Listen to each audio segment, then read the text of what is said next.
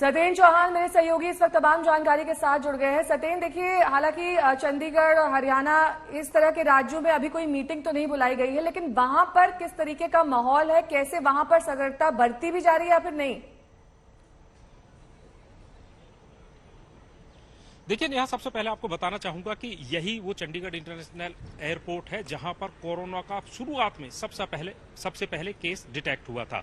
लेकिन अभी यहां पर एहतियात के तौर पर चाहे दो इंटरनेशनल एयरपोर्ट आते हैं, अमृतसर इंटरनेशनल एयरपोर्ट और चंडीगढ़ इंटरनेशनल एयरपोर्ट, दोनों ही एयरपोर्ट्स पर जो भी इंटरनेशनल यात्री आ रहे हैं, अंतर्राष्ट्रीय यात्री आ रहे हैं, उनकी सैंपलिंग बढ़ा दी गई है। हालांकि अमृतसर इंटरनेशनल एयरपोर्ट पर पिछले 2 दिनों से सैंपलिंग हो रही है, लेकिन सर्वर में तकनीकी खराबी की वजह से सैंपल लैब को नहीं भेजे जा रहे हैं। चंडीगढ़ इंटरनेशनल की एयरपोर्ट की तस्वीरें मैं आपको दिखा रहा हूं। यहां पर जो सुरक्षाकर्मी आप देख रहे हैं, उन्होंने मास्क लगाए हुए हैं। अभी फ्लाइट आई थी, हालांकि अभी तक किसी तरह की गाइडलाइंस नहीं है, लेकिन जो डोमेस्टिक यात्री आ रहे हैं, काफी यात्रियों ने चेहरों पर मास्क लगाए हुए थे, लेकिन ज्यादातर ने नहीं लगाए हुए थे।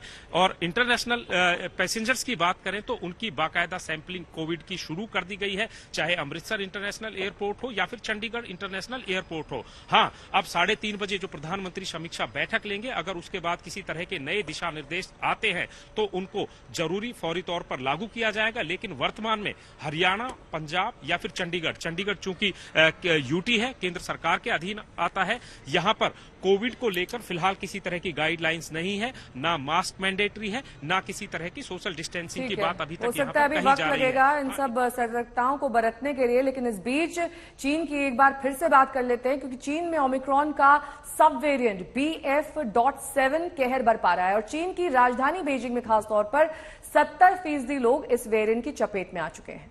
लेकिन जो खतरा सबसे बड़ा है वो ये कि चीन के अलावा अब ये वेरिएंट जापान, ब्राजील, दक्षिण कोरिया से लेकर अमेरिका तक फैल रहा है।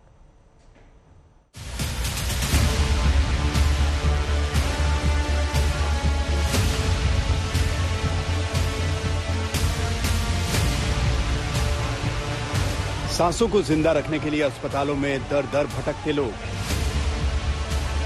भीड़ से पटे अस्पताल, श्मशानों में लाशों का अंबार। चीन में अब तक की ये सबसे बड़ी कोविड-19 की लहर आई है और कोरोना अब तक के सबसे तेज रफ्तार से आगे बढ़ रहा है। सबसे बड़ा डर तो ये है कि चीन की इस महामारी से धरती की 10% आबादी आने वाले 90 दिनों में कोरोना संक्रमित हो सकती है और इसका ट्रेलर दिखना शुरू हो गया है, क्योंकि कोरोना के केस अब चीन के अलावा जापान, दक्षिण कोरिया, ब्राजील और अमेरिका में भी बढ़ रहे हैं। कुल मिलाकर अमेरिका समेत 10 से ज्यादा देशों में कोरोना के मरीजों में अचानक से इजाफा हुआ है।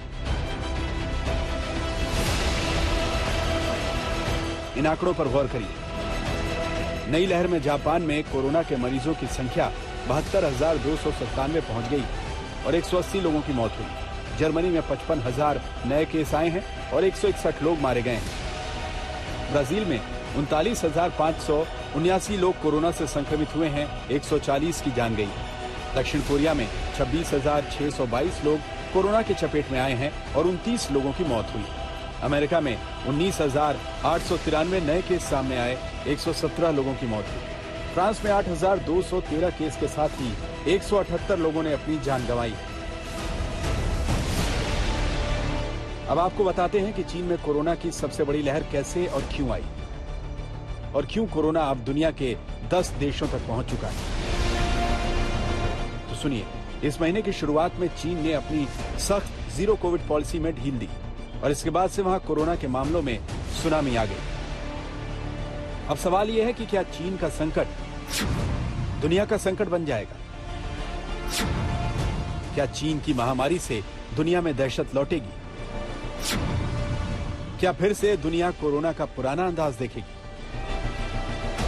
अमेरिकी अखबार वॉशिंगटन पोस्ट ने चीन में कोरोना की नई लहर को लेकर एक लेख प्रकाशित किया है। इसमें कहा गया है, चीन की जीरो कोविड नीति ऐसी नीति थी जो टिक नहीं सकती थी और इसे बिना किसी तैयारी और बैकअप प्लान के अचानक से खत्म करने के फैसले से न सिर्फ यहाँ के लोगों के लिए भयानक नई लहर पैदा हुई, बल्कि ये वहाँ के व्यापार को भी झटका देगी और चीन की कम्युनिस्ट पार्टी के नेतृत्व पर भी बड़ा सवाल पैदा करेगी। बताया जा रहा है कि बीजिंग में ओमिक्रॉन का संक्रमण ऐसा फैला कि ये एक भूतिया शहर में तब्दील हो गया और चीन इसे छिपा रहा है। चीन अपने रोजाना आने वाले मामलों को ठीक से रिपोर्ट नहीं करता। कई सारे ट्रैकिंग ऐप डीएक्टिवेट कर दिए गए हैं, जो दुनिया के लिए बेहद घातक साबित हो सकता है। सबसे बड़ी चिंता इस बात की है कि चीन के 20 करोड़ से ज्यादा बुजुर्गों की जान कैसे बचाई जाए। 65 साल से ऊपर के इन बुजुर्गों में से ज्यादातर को वैक्सीन नहीं लगी। वहीं चीन में जिन्हें वैक्सीन लगी हुई है वो भी खतरे में है, क्योंकि चीन की सिनोवैक वैक्सीन कोरोना के खिलाफ 50% ही असरदार है, जबकि फाइजर और मॉडर्ना 90%, तो भारत की कोविशील्ड 80% दमदार है। तभी चीन के लोगों को अपनी वैक्सीन पर भरोसा नहीं है। कोरोना पर चीन की ये भयानक कंफ्यूजन पूरी दुनिया के लिए बड़ा खतरा बन सकती है।